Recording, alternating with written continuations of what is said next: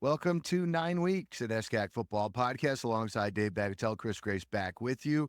Another great week in NESCAC football, some ups, some downs, some all-arounds, a wild weekend within the NESCAC, Dave, and we are back with more to talk about. But before we do that, we want to point out our friends, our sponsor, Game Day Sports. You can transform your game day experience with Game Day Sports, your ultimate partner in celebrating athletic excellence. They specialize in collaborating with teams to elevate their presence and create memorable keepsakes for every fan and player. With over 25 years of experience working with NESCAC teams, trust Game Day Sports to bring your team's story to life in vibrant print materials, ensuring every game day is one to remember. And let me tell you, Dave, last game day, plenty of things to remember. Two big games jump out at me. We'll get to them. First things first, though, I just want to point out it's great to see your face. So I'm glad to be back with you. Great to see you too, Chris. Great to be back for another episode. Can you believe it? It's our episode number 6. It's hard to believe, right? I count on you for bringing the numbers. I don't know. So now I'm on the second hand. Number 6. Dave, last week we had a few games that we were really looking forward to. I think a lot went as we expected. When you look at what happened last week, I think we thought the game of the week was going to be Middlebury and Williams, and I think it's only fair that we start right there. That was an epic contest, back and forth, a battle to keep their hopes of a NESCAC championship alive. And full credit to Middlebury, they have bounced back from their opening game of the season against Wesleyan. And the Panthers found a way to show off their championship pedigree with a 32-29 overtime victory over Williams. Yeah, it was a great game. As one of us had picked, at least, Middlebury came out on top. So 5-0 week for me, by the way, Chris. You didn't mention that yet, but he's very shy and not bashful.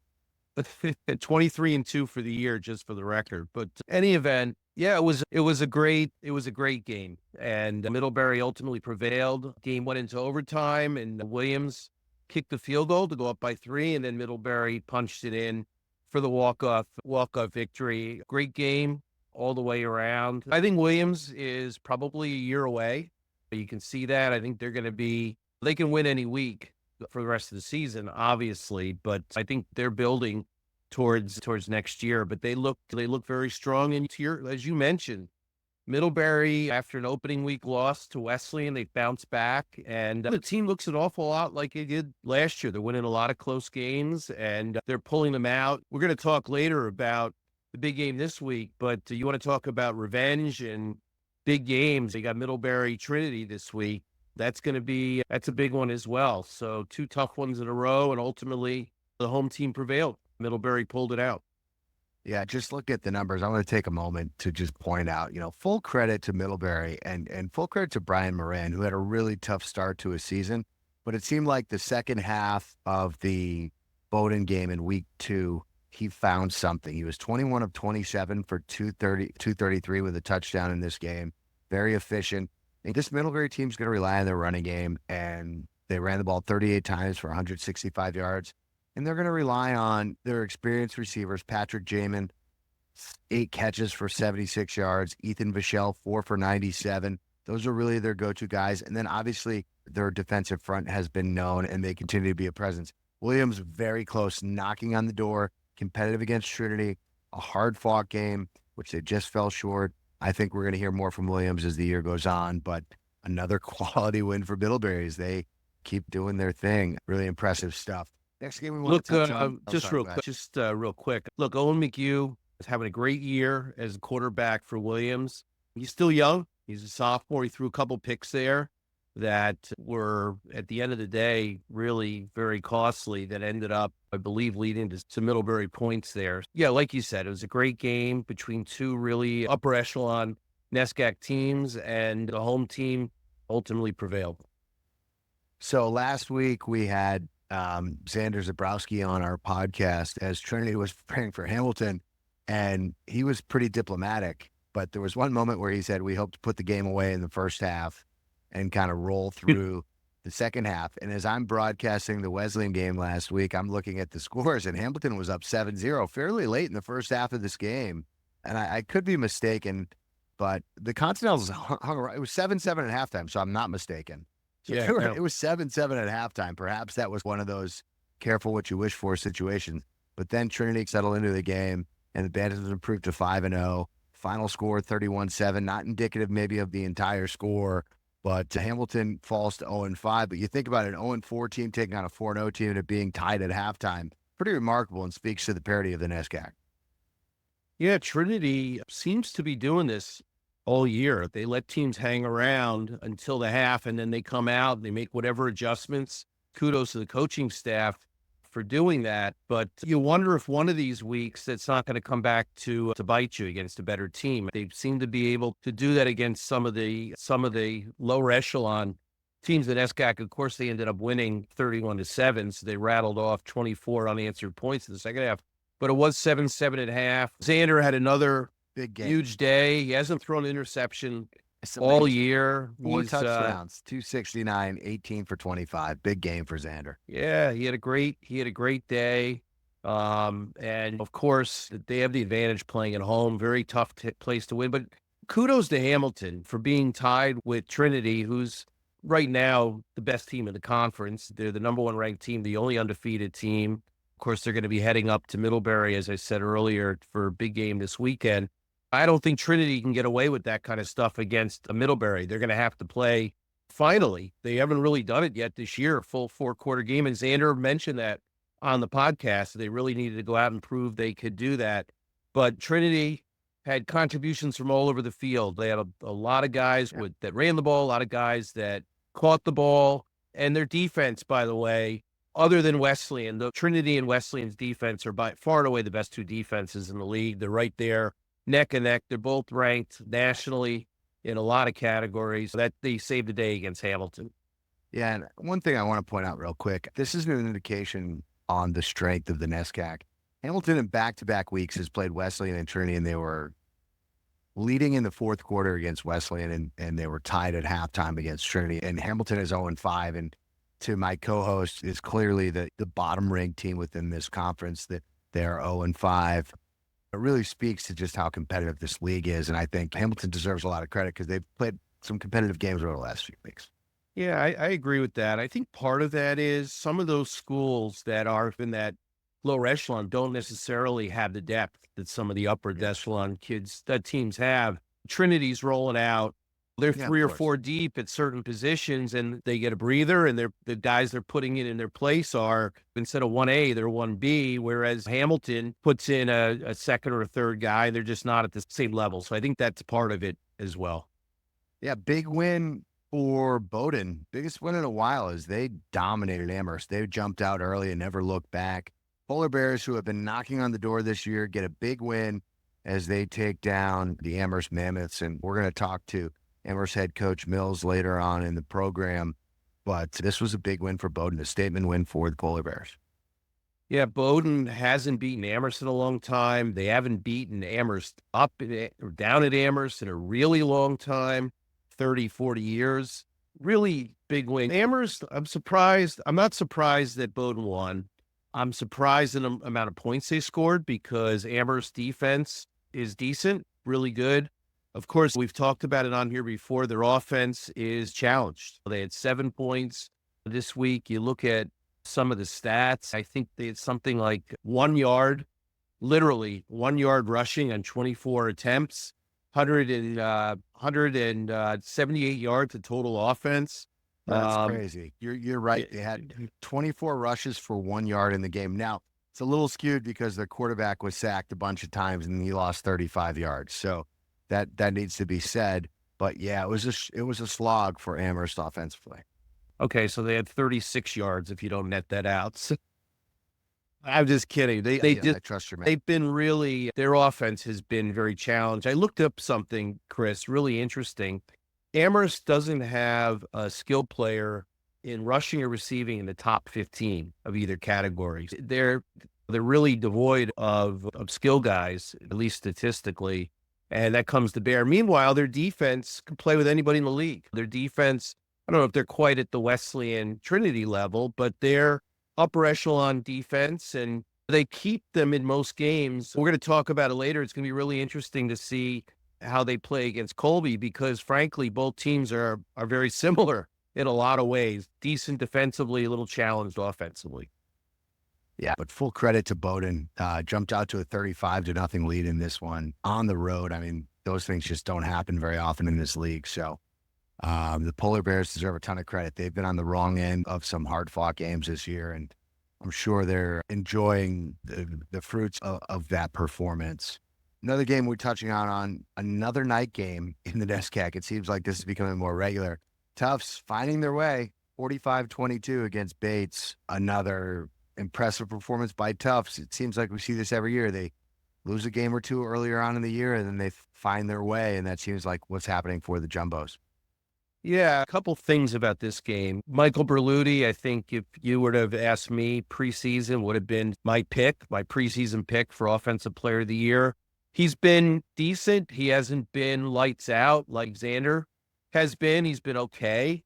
But finally, they got the running game going. Of course, they lost their starting running back before the season started, so they've been playing a backup all year. He had a big game. I think Christian Shapiro had a big day for Tufts. He had a very good day. Yeah, 107 yards, 3 touchdowns. That's a big game. Yeah, he had a very good game and really got it going. I feel like Bates, sort of the 2 weeks before, they had 2 emotional games. Of course, they had the win down at Wesleyan. They played Colby right down to the wire. They missed the 2-pointer to tie that up. I almost feel like emotionally, to a certain extent, they were a little bit spent. They came out. Look, they played very hard. I watched that game on my ride home. So I watched the whole game. They made it close. Actually, they made a nice little comeback. But Bates they really don't throw the ball. They're running the flex option. So they run the triple option almost every single down. They throw the ball 10 or 12 times a game. And if the running game isn't totally in sync, they're going to have a tough time, especially you're going to have a tough time coming back on a big score if you don't really throw the ball downfield, which is definitely the case for Bates. Yeah, I mean, I think there's 2 ways of looking at this. I think Bates is where they should be in their evolution with Coach Coyne. They're playing competitive games. They picked up a big win a few weeks ago. They're right there where they need to be. They're not losing one-sided games, but I think this is a Tufts team that, as you mentioned, had to replace some big pieces, and they're finding their way. We saw Shapiro earlier this year. I saw flashes, and obviously a breakthrough game for Shapiro and Tufts as they start to continue their ascent back up within the NESCAC standings. The game of the week, though, for me, was the game that we were at. Not because it was the most pretty football game, because it absolutely was not. There was a lot. Defensively, it was. Wesleyan, in overtime, took down Colby, and this was a game that the first half, Wesleyan ran twice as many plays as Colby. Colby had 2 first downs in the first half, and the Cardinals were in the red zone, knocking on the door late in the first half, and there was a strip sack, fumble recovery for 95 yards for a touchdown. So Colby led at the end of the half. They controlled the second half in terms of ball control, and somehow Wesleyan was able to put together a big drive late in the game, kicked a late field goal, forced overtime, and then just a wild play by the Cardinal defense. But I think if you watch this game, there's 2 things that are very evident. Colby has a lot of guys on their team that are pretty impressive physically. I thought Colby lost some discipline defensively. There was 4 or 5 personal fouls, whether it be on special teams or roughing the passer calls, that really hurt Colby. And Wesleyan's defense is as good of a unit as I've seen in Middletown in a long time at all 3 levels. Dylan Connors, if you haven't seen Dylan Connors, he is far and away the best player in the secondary of the NESCAC. I'm not going to say he's the best player in the NESCAC because I haven't seen every team play yet, but There is no player that flashes more during any game than Dylan Connors. And the Cardinals still remain somewhat challenged offensively. And Colby, when Wesleyan tied that game at 4, not to steal all your thunder, but when they tied the game late, Colby showed flashes offensively. There's some talent on that team. And that's not an untalented Colby team. You can understand why they played Trinity to their closest game this year. They played Williams to a one-score game. They played Middlebury to essentially a one-score game. Colby had a rough schedule the first 5 weeks of the season. They were right there, but that's a crushing defeat for Colby and an amazing win for Wesleyan, where from a lot of moments in that game, it felt like the season was slipping away for the Cardinals, and now new life for Wesleyan. Yeah, the killer for there's a bunch of things. First of all, the Wesleyan defense is really, really good. So there's that. Wesleyan, to your point, had 5 first downs off of penalties with Colby, and they seem to always come at crucial times. Long, or Wesleyan had a long whatever, or they were deep in their own territory. Just really inopportune times. Colby is the most penalized team in the league.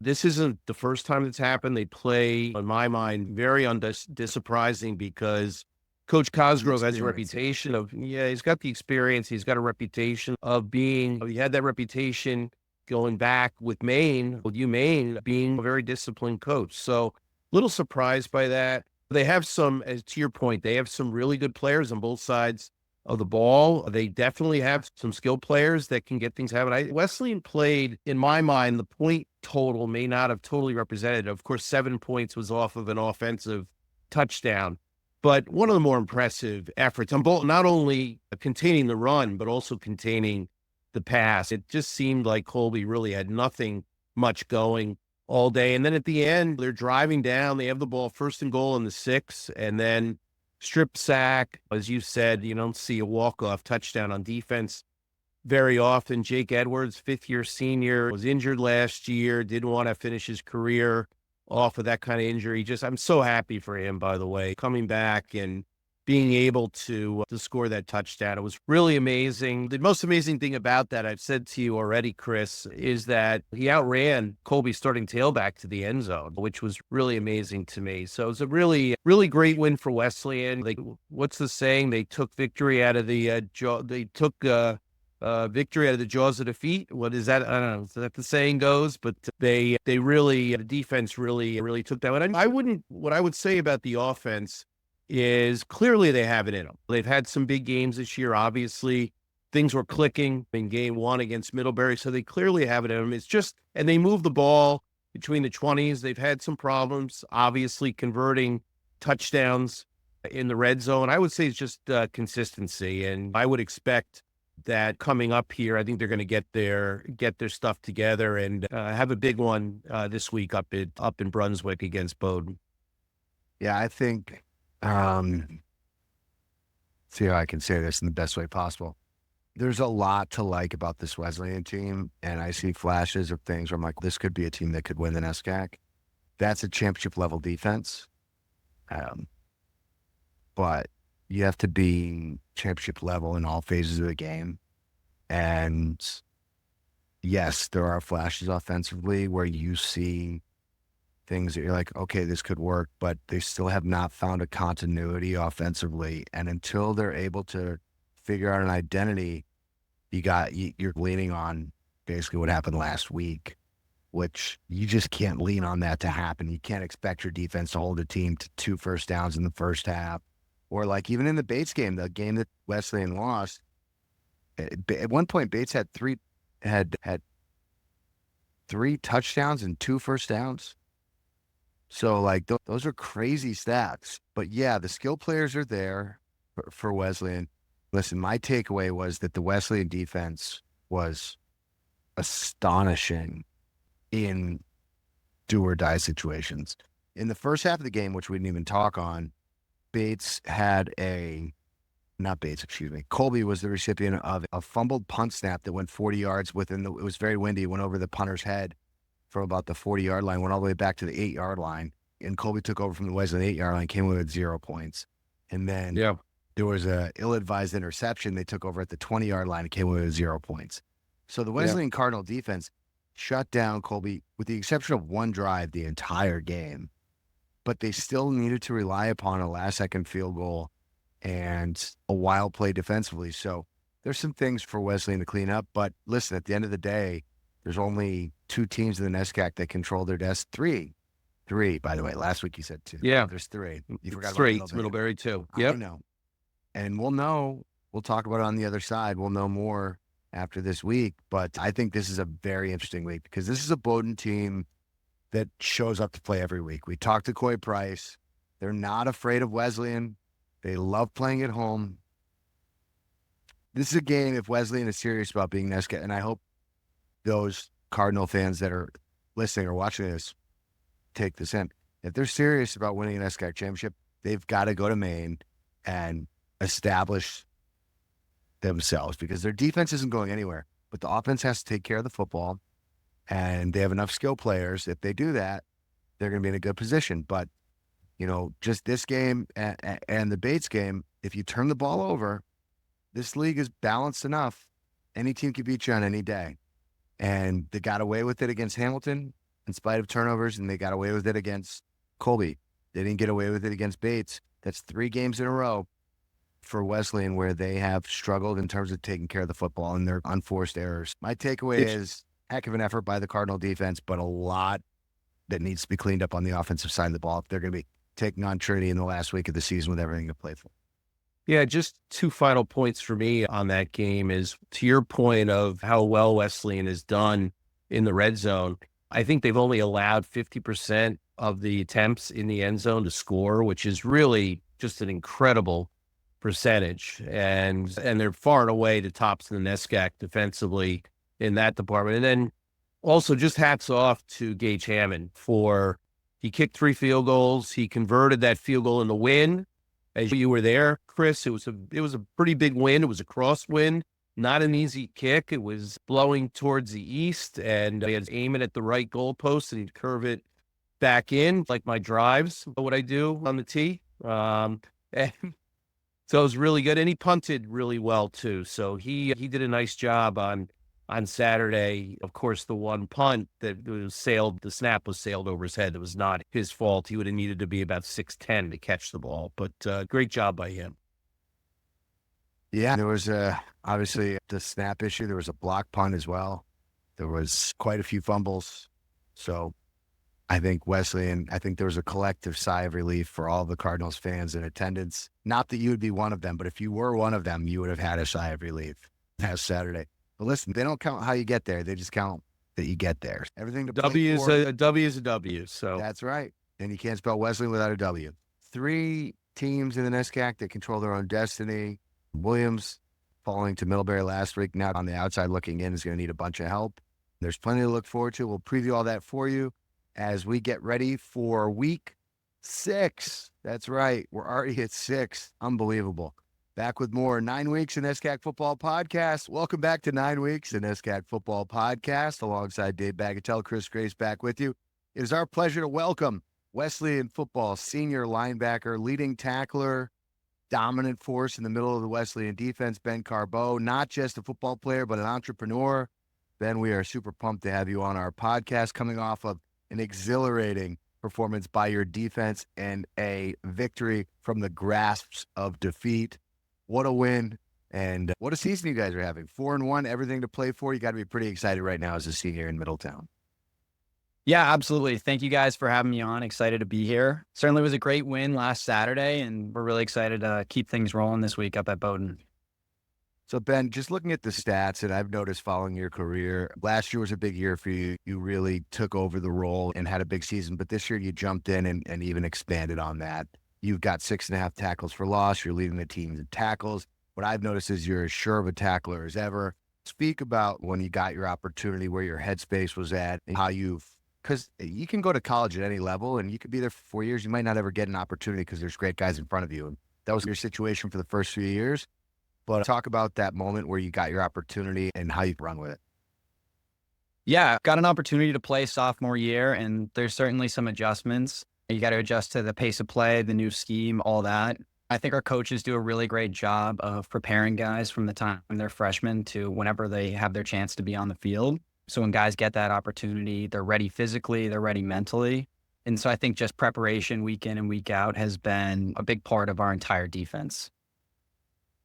Yeah, so Ben, right now, Wesleyan defense is number one ranked defense in the NESCAC. You're playing really well. I've been watching football at Division III level for a long time, and Wesleyan specifically, it's as good a defense as I've ever seen.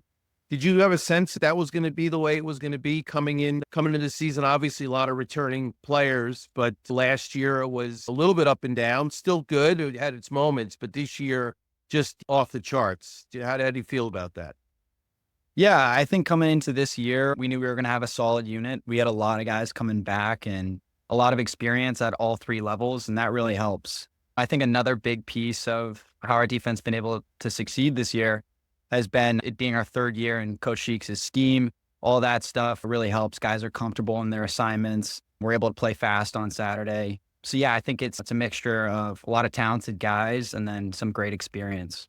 You talk about all three levels. To me, just watching and broadcasting Wesleyan's football games as a neutral, the third level, which is the secondary, I think is what kind of separates your defense. I think your linebacking core is great. I think your defensive front is great. But you have two guys at the safety position that are really solid. Can you speak about Dylan Connors? And it's almost become a joke between me and Coach Whalen broadcasting the games because someone flies into the backfield and makes a tackle and it's always number 14. There was a play last week where he's like, I don't think Connors is on the field. What's wrong? And he was on the field. He just didn't see him. That's like how much attention he pays to him. Can you talk about like how impressive Dylan is as a football player and having the combination of Dylan and Donadio and then obviously your corners, like how big of an asset that is for a linebacking core to allow you to be aggressive and blitz and know that you have protection back behind if something should go wrong? Yeah, having a great secondary has been a huge part of our defense. Dylan's an incredible athlete, a really great football player. Like you mentioned, he comes downhill quickly. Yeah. And I think that allows us to have a lot of confidence in just playing our gaps, just following our assignment, because you know that those safeties are going to be filling as well. And I think it also allows us to take shots at tackles in the backfield and know that there are guys behind you that are right there and they're going to be able to clean up the play as well. Donadio has been a really great addition to our defense as well. He brings a ton of experience and leadership, and he's an incredible tackler as well. So yeah, our secondary has certainly been a big part of our success so far. Really love playing with those guys. They play fast, they're smart, super physical. So last week against Colby, I'm going to read a couple statistics to you. They had 9 first downs all day. They had 44 yards rushing on 31 attempts. They had 118 yards of total offense. It's total offense on the day on 55 plays. It's an average of 2.1 yards per play. You guys just scored a touchdown in the second straight game, of course, the game winner in overtime. Talk a little bit about the effort against Colby and then why were you guys so good? And then specifically about the play that won it for Wesleyan in overtime on the defensive touchdown. Yeah, I think it all came down to preparation. We had a great week of practice.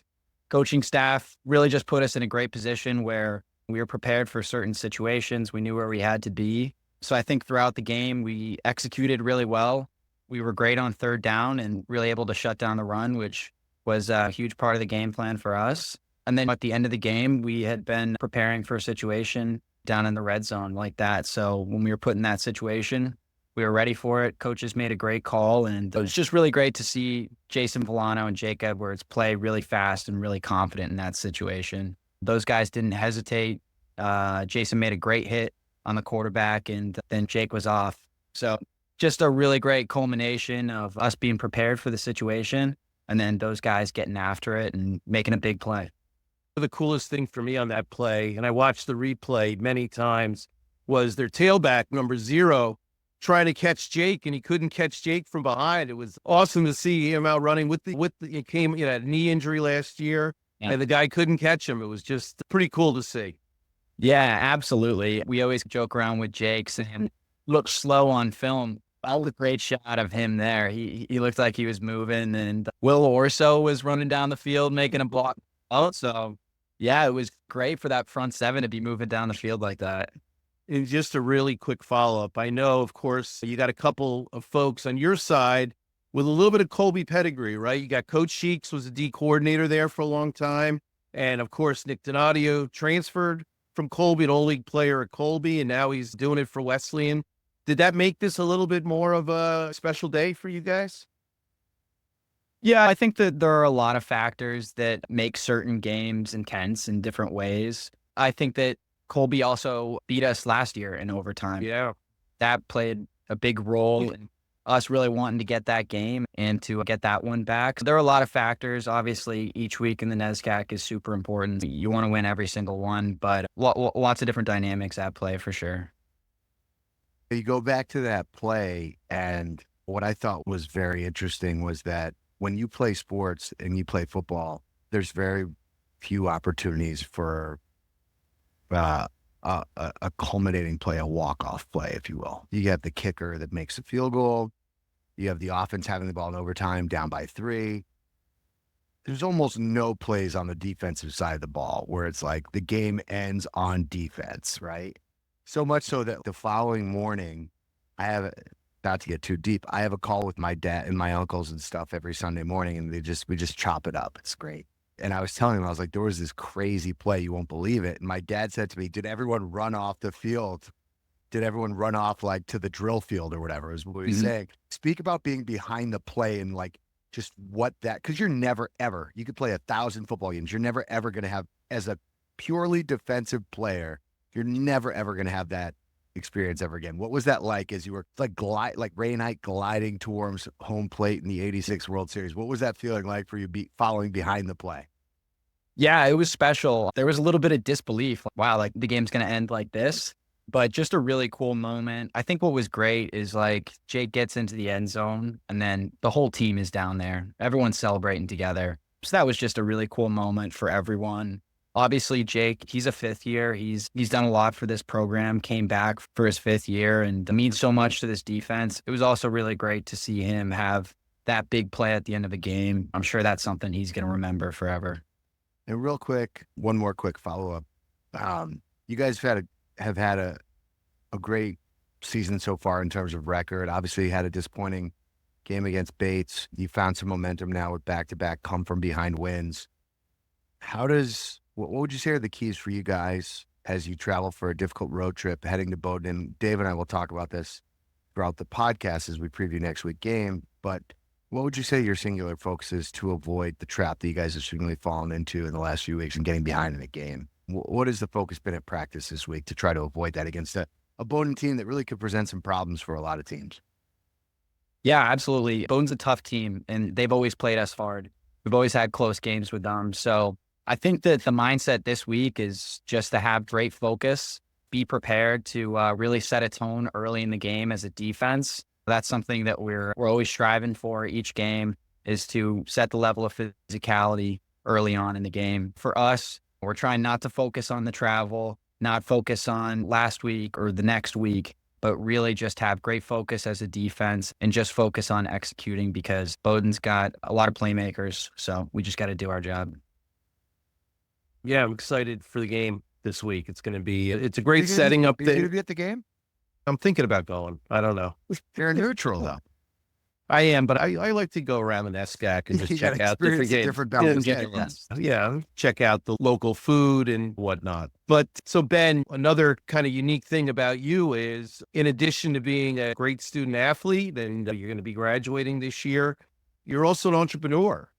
And talk a little bit about what you're up to with that. Let our listeners, our viewers know what Ben's up to and what's next after football. It's really exciting. Yeah. So back in 2022, I founded a hard iced tea company with 4 guys that I grew up with. We've been best friends, took a stab at brewing beer just for fun, didn't really work out. We shifted to hard iced tea. The product's been in the market for about 2 years now. It's really been an incredible experience. Just really fortunate to be able to work with my best friends. And we love being a part of the industry. There are certainly lots of challenges. Being a startup, it's a competitive space, but we really enjoy what we've been doing, and excited come May to be able to hop on it full time and really pursue it. So tell everybody the name of the product. Yeah. The name of the product is Cape Tide Hard Tea. We're founded and based Cape Cod in Massachusetts. So it's a vodka iced tea. So ladies and gentlemen, to all of our viewers, This company has 7 figures of sales. This is like a real deal. It's distributed right now in Rhode Island and Massachusetts, I believe. Yes, distributed in Rhode Island and Massachusetts, and hoping to add on some additional New England states soon. I appreciate how modest and kind of quick you're being with your response here, but don't sell yourself short. What Ben did, and as someone who enjoys partaking in these types of festivities, I can speak on this off the record. What he did is he found a niche in the market where all of the hard iced tea beverages are very malty. And if you've ever had them, I'm not going to name drop any names, but you have a couple of those. You got some heartburn. You've got some hangovers going on. This is a different ballgame. This is a clean, hard iced tea beverage. And it sounds, I'm doing a sponsor read. I'm not. I'm just telling you because I may or may not have been exposed to Mr. Carbeau, who may have given me a couple a day. This is a really innovative product. And my hope for you, Ben, is that, because I know that since I first was exposed to it to now, there are more competitors in the space. And I think that you guys have a great name. I think you have a great product. I know that it's gotten some rave reviews. I think it's a really cool thing to have started up on. But I guess my question is, were you 21 when you started the product? Yeah, so it's funny. When we started the prep and the ideation, we were not 21. So we were, there wasn't anything illegal about it, but dreams of on the market, it's kind of where we came up with the idea. By the time we launched the product, which was May of 23, we were 21, but we were barely 21. So how was the first time once you turned 21 that you tried your product? Yeah, it was really cool. It was cool to be able to drink that on my 21st birthday. That was the first time. Amazing, cool moment. Yeah. It's real fun. You obviously, at first, get a couple looks. People have some questions, especially when you're going into bars and liquor stores doing sales, and they ask for your ID before you're starting up your pitch. Overall, there's some really great people in the alcohol industry. People have been extremely helpful. We've had a great time with it and just appreciative for the support. And I know this kind of leads into what Dave's going to say to you now, but I hope I don't take away from one of Dave's questions. But what is your major, or what was your major at Wesleyan? I assume it has something to do with kind of what you're doing in the business mold, but. Yeah, I'm an economics major here. So there's some crossover for sure. The general liberal arts education has been helpful. Okay. So at this point, hold on, Dave. At this point, we are going to shift into the real serious part of the program. And Dave's going to fire off 9 questions for you. But before we do that, I want to tell you that these 9 questions are brought to you by Game Day Sports. Transform your game day experience with Game Day Sports, your ultimate partner in celebrating athletic excellence. They specialize in collaborating with teams to elevate their presence and create memorable keepsakes for every fan and player. With over 25 years of experience working with NESCAC teams just like Wesleyan, to bring you your true game day experience, trust Game Day Sports. They bring your team story to life in vibrant print materials, ensuring every game day is one to remember. And those game days will go even better with what, Ben? Cape Tide hard tea. He's learning. All right, Dave, fire off. Yeah, so next year when we get Ben as one of our lead sponsors here, yeah, exactly. We get the hats, the whole bit going. Ben? Yeah, I'm seeing. Yeah, so we call this segment 9 weeks, 9 questions, going to pop off. I don't know if you've seen the podcast before, but we do this with all of our student athletes. We want our viewers to get a little bit of get to know you a little bit better. So they're going to be some serious, some not so serious questions. So you ready? Yeah, let's do it. All right. Chris already asked the first question, but I'm going to put a little twist on it. Instead of what is your major, when you came to Wesleyan, what was your primary interest academically? It can be economics too, or it can be something else, whatever you want to answer. Yeah, was interested in economics coming into Wesleyan. Also been able to take some history courses here as well, which has been really enjoyable for me. Great. And what's been your favorite class at Wesleyan? I actually took a startup incubator class last spring, which was really great, with a really awesome professor here at Wesleyan. Really helped me and the Cape Tide team navigate some issues and clarify our business plan and all that. So that was a really cool class. And now you can teach the class. Yeah, it's been great. I've been still get to be involved with entrepreneurship here, which has been a lot of fun. That's great. That's great. So if you didn't attend Wesleyan, where would you have gone to school? I think my dad would We take me to are. in state. Yeah. We are. I've got a younger brother, so he says he's got one more chance to get a Penn Stater in the mix. But either of them, love to stay in the New England area as well. You know, you could do worse. I have one of those too. One of those alums from that school and state college. So I know the feeling. Dave, that's where you say thank you, and Ben says, I know. You're welcome. I got it. Yeah. We got it all down. okay. I think we know what's next after football, but maybe just elaborate a little bit more. Where do you want to take Cape Town? Yeah, our hope is to continue to build out the New England region, really go deep in Massachusetts and the Cape as our primary sales territory. Beyond that, I think we'd love to take it to other parts of the country, but we're really just focused right now on diving deep into our current sales territory and expanding the brand's presence. Awesome. And who's your role model? I think my parents, really hard workers, extremely supportive, just really fortunate to have them, but definitely look up to both my mom and my dad. So yeah, I'd say parents. Great. And who's your favorite football team? What's your favorite football team? Patriots, we're riding along right now. And what's your favorite food, Ben? I think steak tips. Yeah. Love steak and steak tips for sure. Awesome. What should we look for this week? Not telling us any of the game plan, of course, but what should we look for this week at a Wesleyan up at Bowdoin? Yeah, I think we're gonna be playing real hard on Saturday. I think the defense is focused on playing fast, getting off to a great start, setting a tone. But we're really excited for this one. Looking forward to getting to play up at Bowdoin again. Another revenge game on the revenge tour, right? Yeah, absolutely. And what about your free time? What do you do in your free time besides making hard seltzer or hard lemonade? Iced tea. Yeah. Iced tea. Iced tea. Sorry. I got to get the lingo That's down. all good. Yeah, I love to play golf in the summertime and spend time, family and friends, that sort of thing. Awesome. That's 9 questions. Back to you, Chris. I got one more All right. bonus question. So we had Nico on the show earlier this year, and he listed you as a mentor, as a business class mentor for him. I believe it might have been an econ class. I can't remember that far back.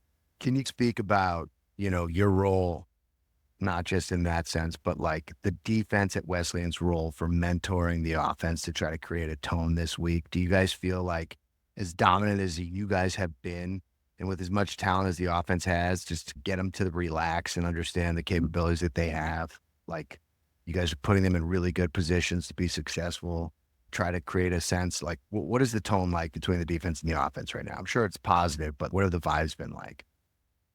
Yeah, the defense and the offense have a really close relationship. We're all friends off the field. So I think that there's a really great trust between us.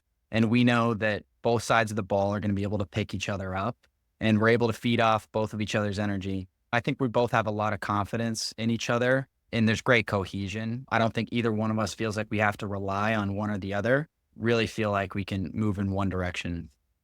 So I guess with that being said, as we wrap this up, this podcast is called 9 Weeks in NESCAC Podcast. After 9 weeks this year, what's your dream scenario for the Wesleyan Cardinals? Yeah, keep on winning games. We're focused on each week, but we'd love to close this season out with a couple more wins. So we're really excited to keep things rolling. Look, on behalf of Dave and myself, I know Dave may or may not be at the game this weekend. I will not, but I'll be watching from afar, and I will certainly be tuning in. But full credit to you, Ben. You've had a great senior season so far, and your defensive unit has been spectacular. So we certainly appreciate you taking the time to be on our podcast, and we look forward to following you for the rest of the year. So best of luck with the product. Dave said we're open for sponsorship opportunities. Mm-hmm. That sort of thing works in these forums. I can, every touchdown Wesleyan scores, I can say, that is another Cape Tide touchdown. So I'm just saying it's out there, okay? I got those kind of connections. For sure. Ben, we appreciate you, and thanks for coming on, and good luck on Saturday, all right? Yeah, thank you guys so much for having me on. Really appreciate it. Ben All right, Carbeau, take care. senior linebacker for the Wesleyan Cardinals, back with more 9 weeks, an unofficial NESCAC Football Podcast. Welcome back to 9 weeks, an NESCAC Football Podcast, along with Dave Bagatelle, Chris Grace back with you. It is our pleasure to welcome in the Dean of NESCAC Football Coaches, E.J. Mills, 27th season, 6-time NESCAC champion, all representing the purple and white of Amherst. He's done it under 2 nicknames. He's done it through generations. Man who has seen just a little bit of everything. Coach Mills, we are so pleased to have you on our podcast first and foremost. My first question for you, Coach, is having been here and seen the evolution of this conference, one thing that's really stood out to me this year is just how competitive the league has gotten from top to bottom. The days of Amherst, Williams, and everybody else, they're just not there anymore. Can you speak to just what you've seen over the last decade or so and just like how good every team is and how tough every week is in this conference? Yeah, there's some good there, right? Obviously, we a lot of success, whatever, and it's been a lot tougher the last whatever decade is because realistically, every school, there's a great bunch of coaches in this league, right? And so every staff does an amazing job. The talent is across the board. There's been a commitment, I think, made at each institution to have quality football. And so what you have is just every single week is, we always say, championship week, right? Every game plays towards that championship. And if you fall asleep at the wheel for 1 second, everybody can beat you. I think in my time in the league, that wasn't always true, right? There were certain games where maybe you'd show up, maybe you didn't have your A game, but you probably weren't going to lose the game. That is no longer. It is every team is really good coached.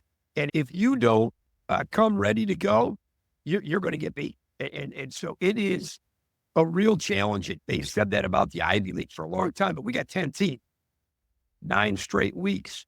So it's certainly challenging.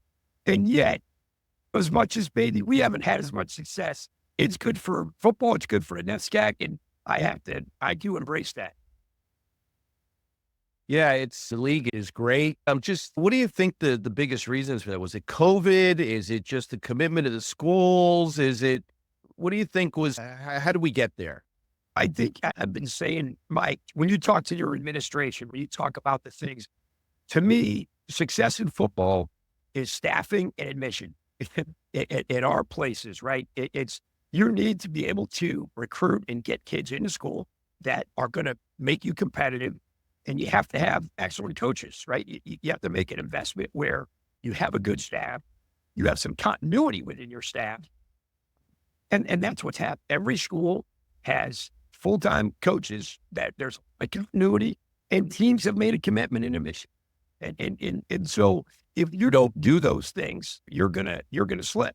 And I believe that's what's happened across the board. All the schools, obviously, the main schools had struggled for times, and whether it be facilities and coaching and all those investments, that is where you're seeing that pay off. But that's where success in the NESCAC comes from. It's coaching and admissions. Yeah, piggybacking on that, just during your time at Amherst, what have you seen as, these things don't happen overnight, right? Like they say, it's not X's and O's, it's Jimmy's and Joe's. That's the old adage. What have been some of your bigger challenges have you seen just from your own experience in terms of getting the guys that you want? Have you seen that change as the NESCAC has gotten stronger, more competition in terms of guys that you can get in and that you want to get in? Or is it just a matter of, listen, it's a tough academic school, one of the best schools in the country, and maybe I can't get every guy that I want to get into the school? You could answer that question however you need to. Yeah, it's certainly, again, sometimes you're a victim of your own success, and maybe Amherst, I can only speak towards Amherst. The reality is admission.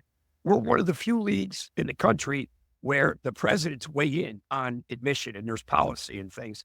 If as your admissions, if you continually get good kids and your student body, the numbers keep going up, the floor is raised. And the higher the floor goes, the tougher it is to get some of the guys that there's a little bit of a correlation between some lower academic kids and ability to play in a football field, whether it be SAT, grade, whatever. That's just a fact. And we have our set of challenges here because it's a tough place to get into.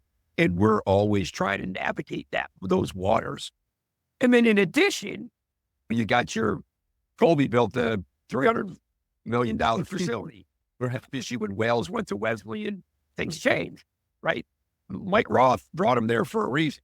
And he's had a consistent commitment from that person to change the face of Wesleyan athletics. He's done that. But those are all, so every time somebody does something like that, it puts a pin in Amherst and Williams. And you've seen that. That's, if I don't want to speak for Mark, but I understand the challenges he's going through because it's similar to our own. And we just got to keep swinging, keep battling. Yeah, and we had Coach Raymond on, and I don't know if you listened to that interview, but he said some of the same things. So very consistent, as you just said. So just I'd like to hear. I'm not sure everybody knows the Coach Mills story and about your journey. You played baseball in college, and then obviously you spent a fair amount of time on the defensive side of the ball. And love to hear a little bit about your journey and how you ended up at Amherst and been there for a long time now. First as D coordinator and now as head coach now, as Chris said, for a long time. Yeah, I was a high school football, basketball, baseball. I was a decent high school athlete and was going to maybe go to University of Rochester, which ironically, both my sons are there playing football, but almost went there to play both. Decided to get out of town, and Dayton was Division I baseball, although it was really glorified Division III, to be honest. But we played a cool schedule. It was a great experience. I loved it. But I was very actively coaching football in the summers and was really going to be a high school football, baseball coach. I taught high school for 2 years at Mid Lakes High School. Had a great mentor, a guy named Dave Whitcomb, who played at Ithaca. We had some kids being recruited by Ithaca. I realized I loved coaching maybe more than global studies. And he said to me, you should look at Albany. And so I reached out to Coach Ford. I was fortunate enough to get a graduate assistantship. And that really was what led me on the path. Coach Ford, just an amazing human. I GA'd with Dave Clausen, Dave Cohen, Ed Foley, all guys across the country. And what made a great connection at Albany. And that's where I met Sid and Kevin Morris and Bob Benson and all these guys. So when it went to Ramapo, they dropped the program. Sid was interviewing at Amherst and said, hey, I'd be interested. Ironically, Dave Clausen and I interviewed for this job. I got it. And Claus always tells me, you stole my job. He's done pretty well for himself. So, He's done okay. Yeah, sure. I got to Amherst as the D coordinator. We were able to turn things around pretty quickly. And then when Sid got the Yale job, I was in that. What are you doing? I loved it here. I loved the kids. I felt we had a good team. They made me the interim. I felt confident that enough people around here said, hey, I think he can do the job. I was interim for that first year. We went 7-1 and lost a heartbreaker to Williams. That was crazy. But then been here ever since. And you blink, it's 28 years, whatever the heck it is. I don't feel like it's been 32 years since I've been here. But yes, and I met my wife here. I raised my kids. They're a senior and junior in college. And I wouldn't change a thing. It's awesome. I had the pleasure of one time I was brought in to call the Amherst Williams game, and it was at Pratt Field. To those who haven't experienced that, from someone who does Wesleyan games, obviously I see either Amherst or Williams every other year in Middletown. But talk about what that day is like to people who haven't experienced it. Even if when both teams are 7-0, first of all, because there's been plenty of those. But talk about what that Saturday is like. It's just incredibly special. It means so much to the alums. I've always said the reason it means so much to me is because it is our seniors' last game, right? Like that's across everybody. But when you in this, that's a 50-year game, right?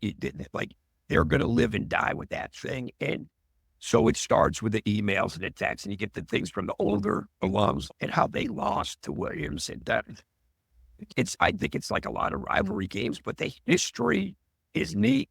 There's oftentimes, whether it's ESPN or some show that they have an interest in it, right? So there's during the week, you got people on during practice on Thursday, there's TV cameras. And so it adds to that kind of big time, whatever that means. But it certainly is. I remember talking to Dick Farley, and his daughter was getting married, and they're like, are you nervous walking her down the aisle? He's, are you kidding me? He's been through enough Amherst Williams games, and So, it's like, so you do. It is, you feel like you got the weight of the world on your shoulders because you don't want to let people that you really want to come through. But you also know the next day, as Dick would say, you're raking leaves because, you do a damn thing at your house for, 11 weeks a year. So basically that's just the way it is. And then you're done. And so, I don't know, it's meant the world to me. I've had a lot of great days. I've had a lot of bad days. But either way, you appreciate that competition. Amen. And you talk about the finality of that, especially the fact that and we've talked about this in previous episodes, the NESCAC doesn't participate in postseason play. And many years that game throughout your tenure has been for the NESCAC championship. So not only is it bragging rights, not only does it feel like, if you haven't been, Dave, and I'm sure you haven't because you're always at the Wesleyan Trinity game that week, it's almost like being at a wedding. First of all, you've got it's like it's the weirdest thing. It's like part massive football game, part cocktail party, part fancy wedding.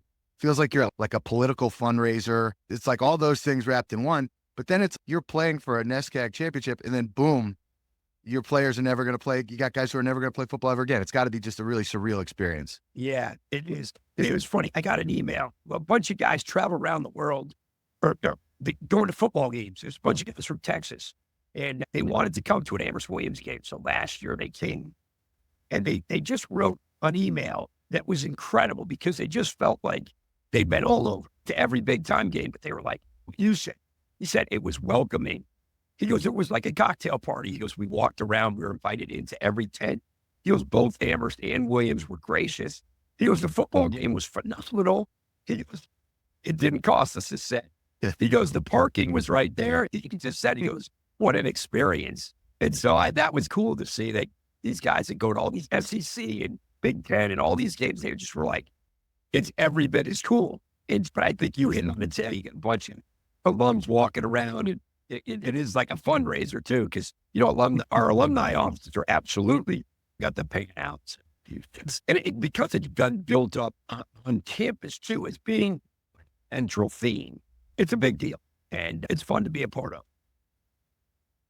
Yeah, I mean, unfortunately or fortunately, I haven't been a part of that. Maybe someday I will if the schedule works out. We'll see. But I know it's a lot of fun speaking to enough people that have been to that. And the Wesleyan Williams or Amherst games aren't too shabby either. It's a second. We have a lot of fun at that too. But just shifting gears, this year's team, obviously the defense has been really good. It's been really good the last couple of years.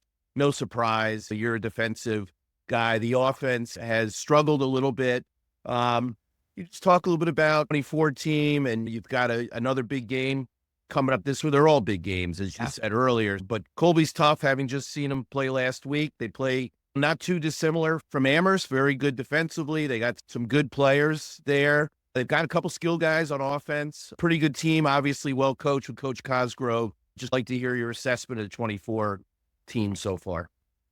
Yeah, obviously we got off to a pretty good start, and unfortunately, the injury bug has gotten us. We were as probably deep as you want to be, especially in the offensive line. We've got 3 guys down currently, and that hurt us. Still searching at the quarterback spot, just trying to figure that out, because we just have not played at the level that you have to play to win in this conference, where defenses are incredibly tough. They're not giving you a lot of things. So you got to make the plays that present themselves. And we have not done that consistently, certainly in the last couple of weeks. But when you can't run the football consistently, that puts a lot of pressure on your quarterback, on your offensive line, in terms of protecting the quarterback. And it's been that combination that has hurt us. And so we've got to find more consistency offensively, consistently moving the football. We've had spurts, but too many 3 and outs, not converting enough on third down that allow you to do that. And then we not played complementary football with our defense, who's been really good. But then when you throw against Middlebury, we throw 4 picks. You're putting your defense in a really tough spot, and that's not how you win games. But we do have a talented group of guys, and it's a motivated group. But again, I look at Colby; they're 1-4. You're like, are you kidding me? That defensive front of theirs they are studs. The linebacker number 50 is a dude, right? Like they got very good football team. You're like, okay, well, where are you going here? And then offensively, their quarterback, he's been really good. They're mixing it up. They got two guys running it. The fact that they're a 1-4 team blows you away simply because you know how good they are and how well coached they are. We have our hands full going up there, but we're certainly excited. And that's been the best part for me is winning and losing is horrific. But our kids have stayed true to the process and are working hard and are every bit as locked in as you could be. So that's what certainly I'm excited about is that we got a team that's hungry. And so I think a hungry team is a dangerous team. So that's what we're going to try and be. I'm certainly looking forward to it, having called the game. Colby, as you mentioned, that's as talented of a 1-4 team as you're going to see. They've had a brutal schedule, and you look at the results, they've lost a lot of one-score games, and including last week, a game they certainly could have won. Just here, we're gonna wrap this up shortly. The last thing I have for you, Coach, I can hear your passion. 27 seasons. It doesn't seem like you're ready to shut it down. It seems like you still got just as much passion. How long do you want to do this? You said your kids are finishing up college. What's your end game here? Are you going to do this until they pull you off the field, or is the end in sight? I haven't given it a lot of thought. You get wrapped up into the seasons. I love what I do, right? I appreciate getting up in the morning. We get up. I'm an early riser. I get in here and grind it. But I love the kids. They keep me young. I think my wife's a little bit younger than me. So that's the other piece. So I'm in it right now and I'm enjoying what I'm doing and just feel we haven't been in the hunt for a championship in a few years. And that's where I want to be. And I'd like to get us back there. That's a tough journey, but that's what I'm focused on right now. But ultimately, really focused on Colby right now. Because that's all you can do is stay present and do what we can do. But we got a lot of games left. Obviously, we got a lot of big games. Wesleyan comes in here. We still have Williams. We got Trinity, and we got a lot of good stuff in front of us. So I'm excited to hopefully finish this thing out better than we at least been the last 3 weeks and see what we can do. Yeah, go ahead, Chris. No, go ahead.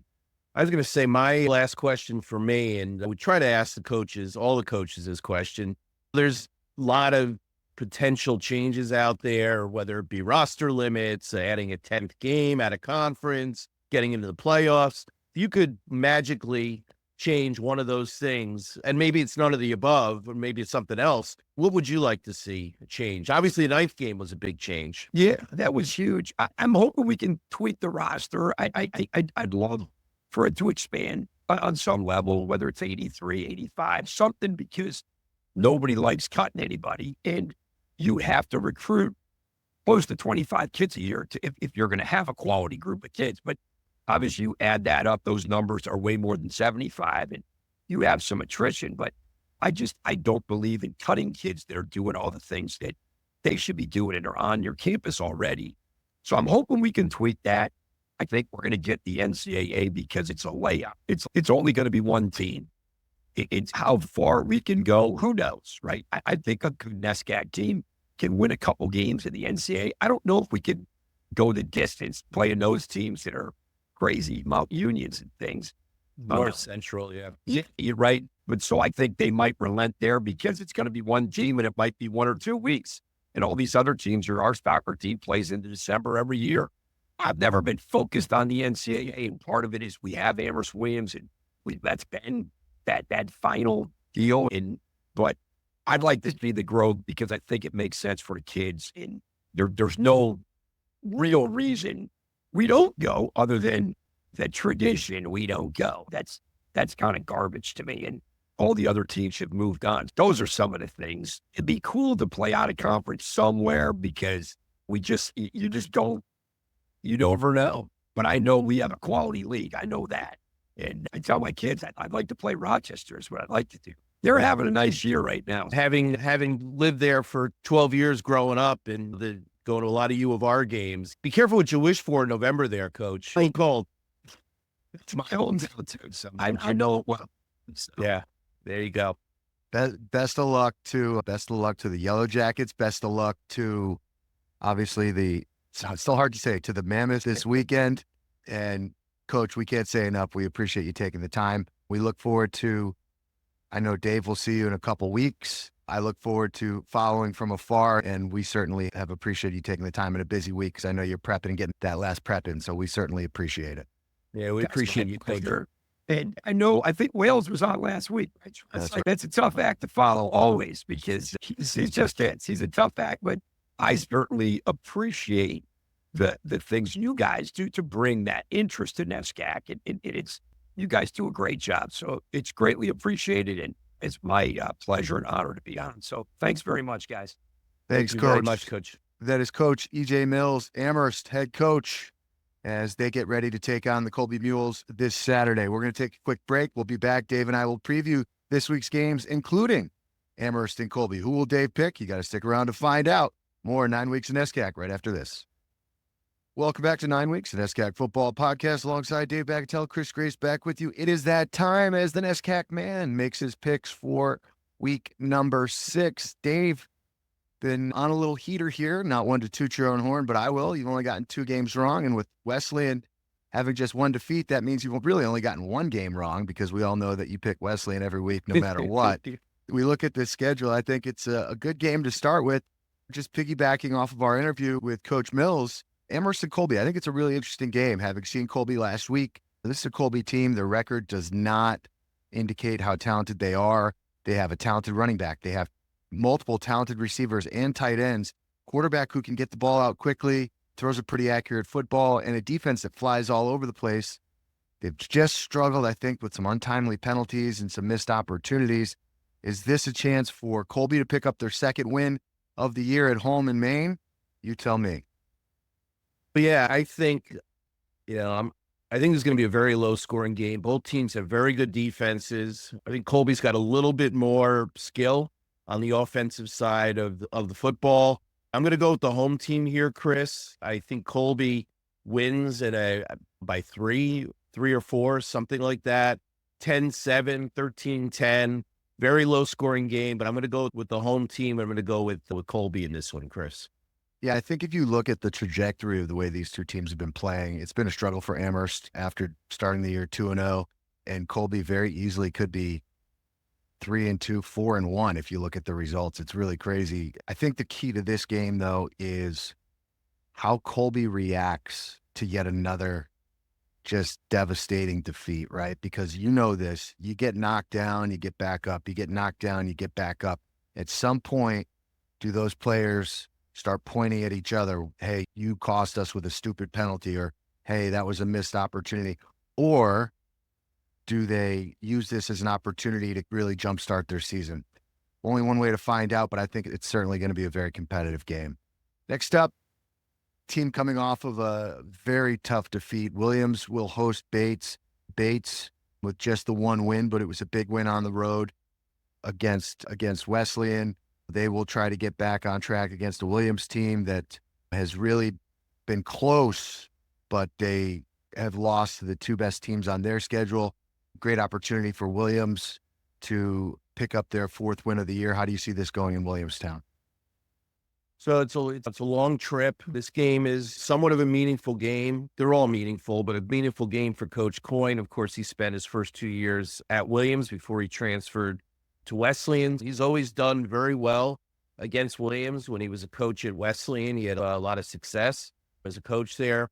I feel like both these 2 teams are on the rise. I think they're going to be a force to be reckoned with in 2025. Williams is already starting to see some success. Bates has definitely improved. You haven't seen it so much reflected in the record, but they're definitely playing better. They played tough, pretty tough last week. I just think what Williams doesn't do well is they don't defend the pass very well. Unfortunately, that's not a strength of the Bates team. They only throw 8, 9, 10 passes a game. They run the ball. Williams has been pretty good against the run. McHugh, the Williams sophomore quarterback, has been very good at home. He's generally avoided the turnover. I like Williams here by a couple of touchdowns. And I think Bates, they've had a couple tough losses here after beating Wesleyan. I just think with that long trip, I'm going to go with the home team and with the Eves. Okay, Tufts, coming off of a convincing win over Bates, will play host to Hamilton. Hamilton's still looking for their 1st win of the year. They had a good showing in Hartford. They were winning throughout much of the first half. The game was tied at halftime before Trinity was able to really wear them down in the second half. How do you see the Jumbos? Are the Jumbos finding their footing here as we get later in the season? Do you think Hamilton has an opportunity to pull an upset at Ellis Oval?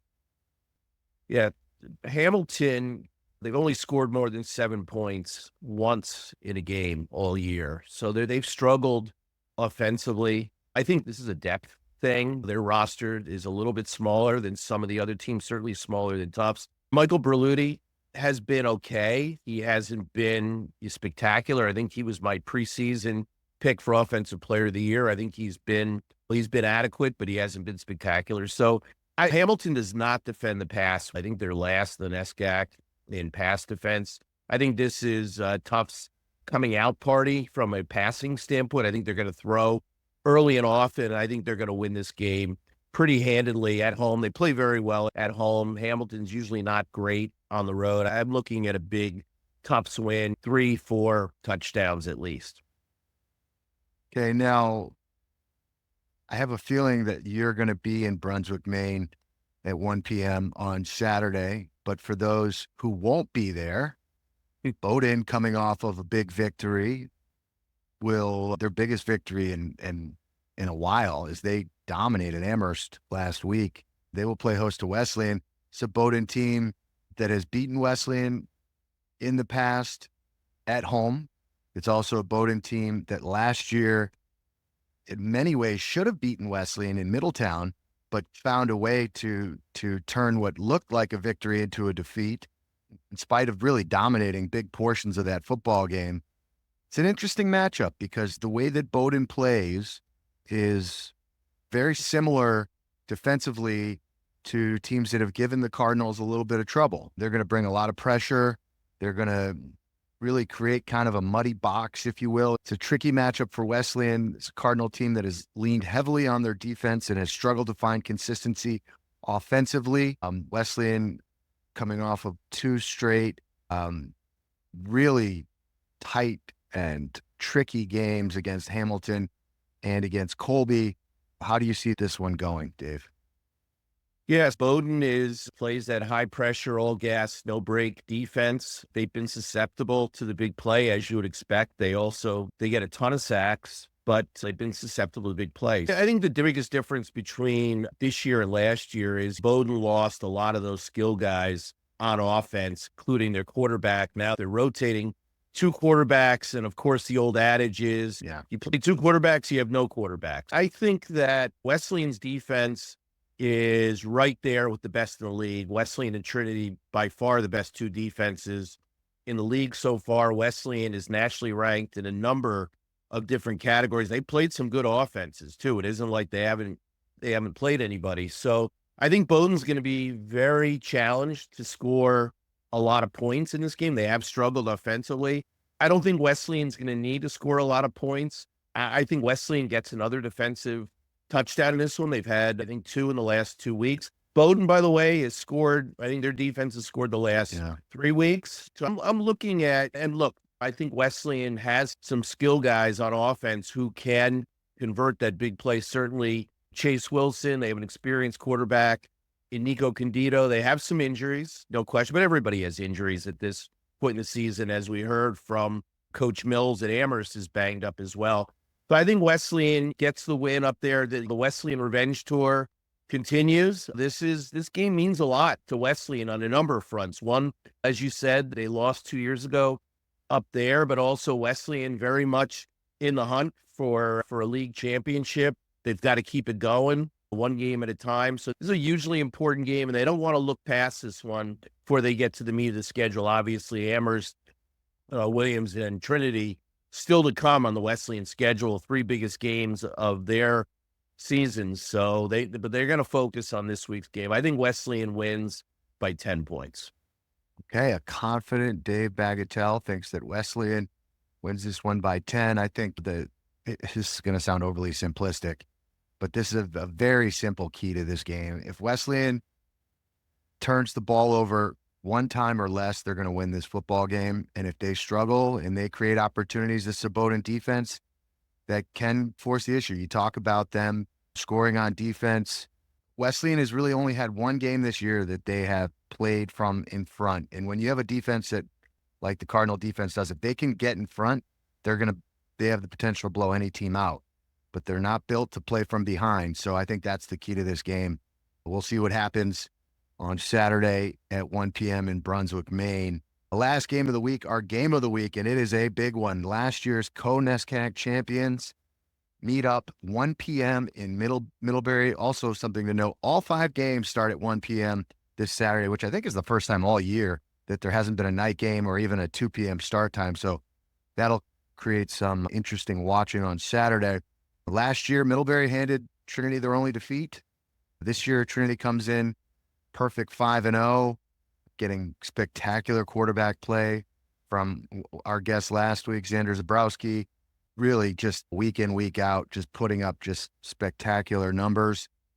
Trinity seems like they're a juggernaut. Middlebury struggled at the beginning of the season, but now they're playing their best football, coming off of an overtime victory over Williams, getting much better quarterback play, balanced play in the backfield, a couple different guys putting work in the backfield.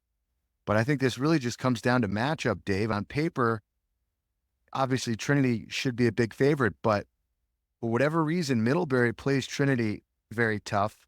The years that Middlebury's won championships, they always seem to have Trinity's number. And I'm very curious to hear what your thoughts and predictions are on this one. Talk about revenge, right? This is huge for Trinity. They don't like tying for league championships in Hartford. And so I think they've circled this one on their calendar since that loss last year. Obviously, Trinity went 8-1. They tied for the league championship. And the Middlebury alums that I know, they won the head-to-head. So they raised their hand and they claimed that championship. Obviously, NESCAC rules say it's a tie. It ties a tie, and they're co-champions. So despite this being up in Middlebury, Trinity has not really played a complete game yet this year. Even last week against Hamilton, it was tied at the half, as you noted earlier. I think this is the week they come out and they play a complete game through the end. And I think that just, although the seems to have found a running back in Connor McClellan, it's a first year. We didn't see much of him when he played in the first game, but he's developed, had a hell of a game last week against Williams. So they have that. Brian Moran has played better as of late. Not spectacular, adequate enough. He's avoided the turnover. But as you said, Xander Zabrowski has just been off the charts. He's been, thus far, first half of the season, Offensive Player of the Year, 14 touchdown passes, no interceptions. The Trinity defense had a lot of new starters, has really gelled, really playing well. Trinity's just got so many guys on offense. They've got 2 or 3 really good receivers. They've got a couple of really good running backs. Of course, Xander, the offensive line, is playing well. I just think there's too much, and I think Coach Devaney, he does not want to lose this game. Of course, they're undefeated, and this game means a lot for this year. I think that Trinity wins this game by about 17 points. Whoa, 17. I wasn't expecting you to drop a 17 burger on me. Wow. 17 points. That is bulletin board material in Vermont. Dave Bagatelle making a statement. I like it. Spicing things up. Well, and by the way, I hope Middlebury wins, and I'll be happy if they win. I'll be happy to lose this game, but I just don't see it. Wow. There goes neutral Dave Bagatelle out the window. Listen, I have no idea what's going to happen, but I'm certainly curious. The interesting thing about this game is obviously both of these teams still control their own destiny when it comes to a NESCAC championship. For Trinity, if they win or lose, they still control their own destiny. But for Middlebury, this is it. They can't really afford a second loss, you wouldn't think, based on what's left on the schedule. So really. Yeah, Chris, I actually went back and took a look. The NESCAC's been awarding championships since 2000, and there's never been a team that's had 2 losses that's claimed any share of the NESCAC titles. It's either been no losses or 1 loss. That's pretty much what you need to get it done. Yep. And I think that's going to be the case again this year, but certainly that game is going to be a big factor in who claims at least part of the NESCAC championship at the end of this season. All right, Dave, final thoughts. Obviously, what are you most looking forward to here in week 6? Looking forward to good weather up in Maine. So we have another great tailgate, and looking forward to the game up in Brunswick. And obviously we'll be keeping one eye on the NESCAC game of the week in Middlebury, Vermont. That should be every week. It seems like there's at least one of these where it's a really big, important game, no-brainer game of the week. So looking forward to seeing how that plays out. I just want to say real quick before we end this one, please, if you're enjoying what we're doing, we'd love for you to like and subscribe on YouTube. Please comment. Let us know if there's any guests that you want to be on the show. Let us know what you do and don't like. That could be that you think that I am too much of a Mets homer, or you think that Dave is too bold with his allegiances within the NESCAC. We don't really care. We just want to hear from you. We're trying to make this thing grow. We want to be a voice for the voiceless. We want to be an outlet for those who don't have anywhere else to go when it comes to NESCAC football. So we have enjoyed this so far. We're almost 2/3 of the way through here, and we look forward to following the rest of the year with you. But for now, we'd like to thank our guests for this episode, Ben Carbeau, Wesleyan senior linebacker, and of course, Coach E.J. Mills, longtime head coach at Amherst. He's Dave Bagatelle. I'm Chris Grace. This is 9 Weeks, an NESCAC Football Podcast. Until next time, enjoy the football. So long, everybody.